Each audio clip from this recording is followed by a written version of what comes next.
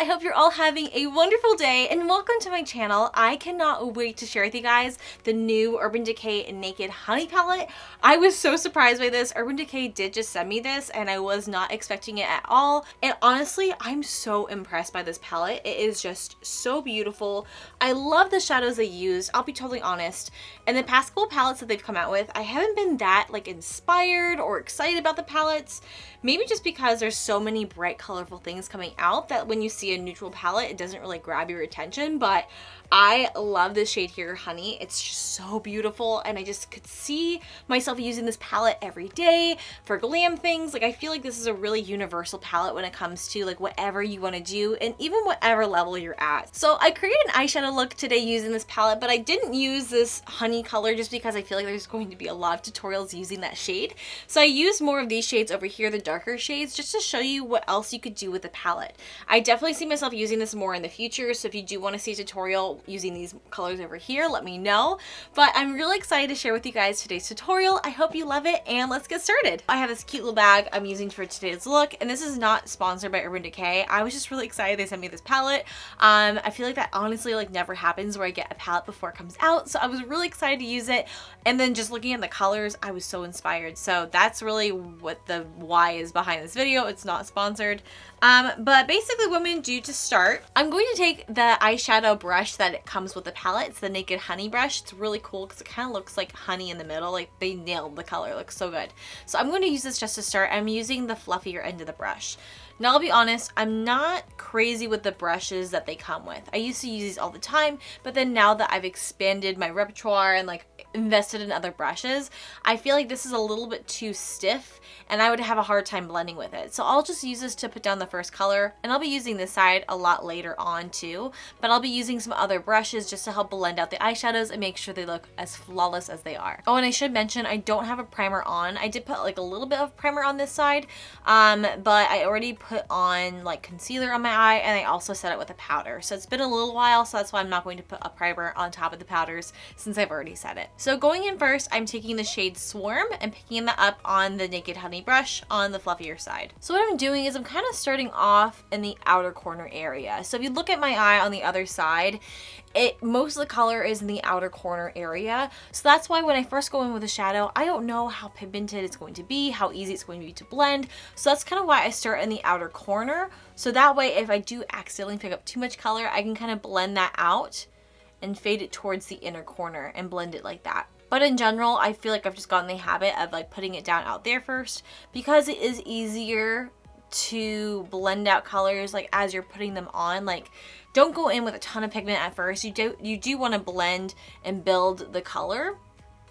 And I found that just kind of going in smaller amounts makes it easier to work with the color and also blend it out and keep it looking pretty smooth. So I'm just kind of blending that. You don't have to be perfect with it, but I am concentrating the majority of the shadow in the outer corner of the eye.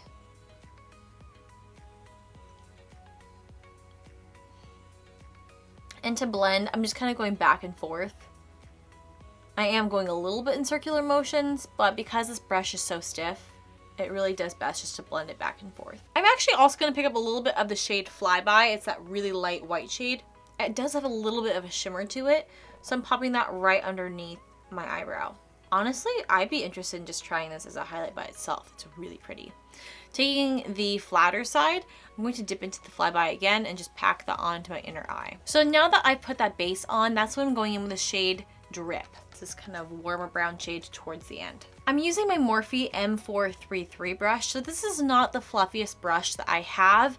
It looks very similar to the other brush. It's just a little bit not as stiff, I guess, and it moves a little easier. So I'm using that to pick up some other shadows, and then I'll be using a different brush that's a little bit fluffier than that just to help blend everything out and keep those edges smooth. I'm going very light-handed because there is a lot of pigment. I don't want to over blend or make this look too choppy. So you'll see I'll be very precise in my blending when I do have a lot of pigment.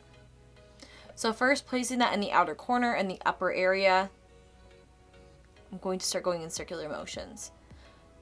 Because this brush moves a little bit better, that's why I'm going in circular motions, whereas I didn't with the other one. And I'm really doing some fine movements back and forth.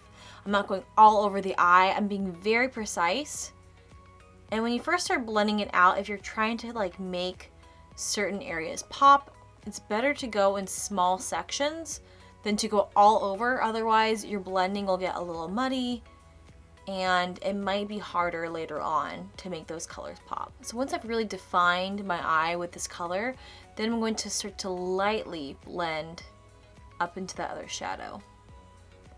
I did notice on this eye it got a little higher than I wanted to, so I'm trying to keep that a little bit lower for now. So that way if I notice that my edges are getting a little sharp, I can go back in with the Swarm shade and fix that. One thing I did too was I put the majority of the pigment on the outside of my eye, and then when there's less pigment on the brush, that's when I moved towards the inner corner. This just helps keep it look kind of like faded and natural, so you can see like the color kind of does like an ombre effect where it's darker and then kind of fades to light. So my edges are looking a little sharp here, meaning that you can really kind of see a drastic change in the color. So I'm picking up a little bit of Swarm on that same brush. I'm going to start lightly blending out that edge, kind of fading those two colors together to make it look a little bit softer. And I did go a little bit more towards the inner part of my eye, so I'm going to do the same thing on this side. Picking up drip, just kind of starting to pack it on because I do want it to be more pigmented on my lid. So packing the color on first and then blending it. Now I will say too, this has nothing to do with the shadows. I tend to notice a spot on my eye that doesn't really pick up color. It's like right through here. And I have it on this side too. It's like right through here. So it's not necessarily shadows, it's just like the way my like eye texture is, where there's certain parts of my eye that doesn't pick up color. So if you guys notice that and you're like, she's not blending very well, it's just because my eyes are dry in texture and there's certain spots that just don't pick up color very well. Picking up the I'm using the brush that comes with the palette once again to pick up the shade Sting. It's the darkest shade in the palette. And picking that up on actually the fluffier side of the two, I'm going to actually just lightly pack that in my outer corner area towards the base where my lashes are. Kind of just packing that on to really make sure that color is nice and pigmented before I blend it out. So I'm starting at the bottom and then kind of starting to work my way up and then blending it into the other shadows as well. But I'm mainly just pressing that into the eye because I'm trying not to blend it out too much and really wanting to keep that color as dark as possible. And then when there's less pigment, that's when I'll blend it up into the crease area. And again, this is the spot right here that is very hard for me to blend, so if it looks a little choppy, that's why. It's not the shadows, it's just my skin. Picking up that Morphe brush, I'm taking the shade, actually the shade Keeper. It's a little bit darker than the shade Swarm, and using that to kind of blend those colors together. I think I used that on the other side and I forgot. And again, because this brush is a little bit fluffier and the bristles move a little easier, I'm blending this more in circular motions.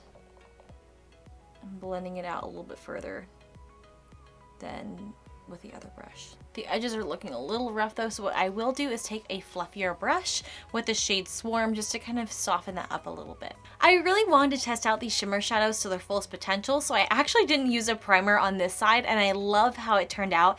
I feel like they looked super pretty. Normally I use the Too Faced glitter glue just to really make the shimmers pop. So normally I will do that. I might use that in future tutorials with this palette, but for now I'm not using any primer, just to show you guys how you don't really need a primer when you're using these shadows. If you want one, it works great, but they still work great on their own. For this look, I'm picking up the shade HBIC. I really want to use that shade Honey, but I feel like that's just like a natural go-to for me when I see this palette, and I wanted to create a look that maybe was not like your first impression, just to kind of surprise you guys and show you what other looks you could create, because I know there's going to be a lot of tutorials using that bright honey color, so I wanted to do something a little bit different. I'm just picking up that shadow on my ring finger and then popping that right into the middle part of my eye where we haven't put any shadow yet. So again, there's no primer on my eyelid. None. And if that's what it looks like with no primer, whew, they did something right. With this shadow, when I'm applying it with my finger, I will just kind of just press it on. Obviously, I'm not blending it back and forth because I really want it to pop. As a general rule of thumb, if you want a shadow to pop more, I would recommend pressing it onto the skin rather than blending it. when you blend it, you're going to lose some of that shadow.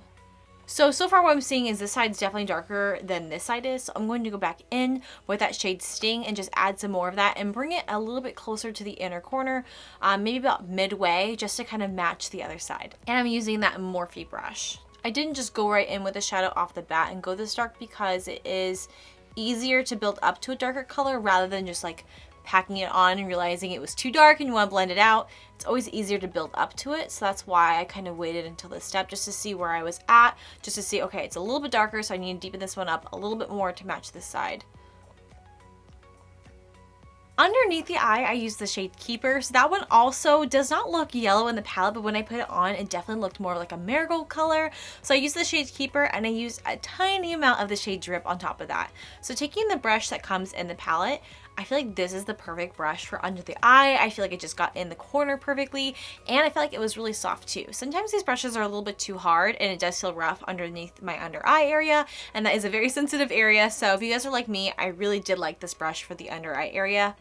So basically just kind of popping that on. I have some wrinkles right under here. They go to about there, and that's typically where I pop on any shadow underneath the eye, just kind of where the eye naturally folds. I feel like it looks pretty natural. And I'll kind of pack it on and then go side to side to blend it out. I'll kind of look down to expand it a little bit, expand the space. But then I'll also look straight ahead too, because then I can see where it naturally folds. I feel like the under eye area and applying shadows did take me a while to learn, so hopefully this helps you guys. And then, like I mentioned, I'm using the smallest amount of the shadow Drip.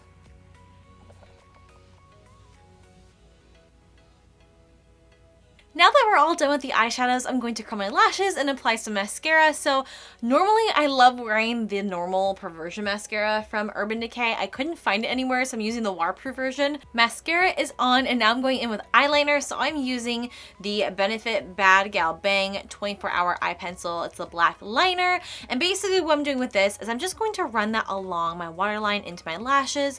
I'm not adding that on top of my eyeshadows. I want that to really pop, but I do want my eyes to kind of have like a darker feel and add a little bit more contrast. I haven't done this in a while, but I started doing it with recent eyeshadow looks, and I love how it looks. I feel like if you wear enough eyeshadow, it looks okay. Like if I were to go out of the house just doing this, it would look a little funny.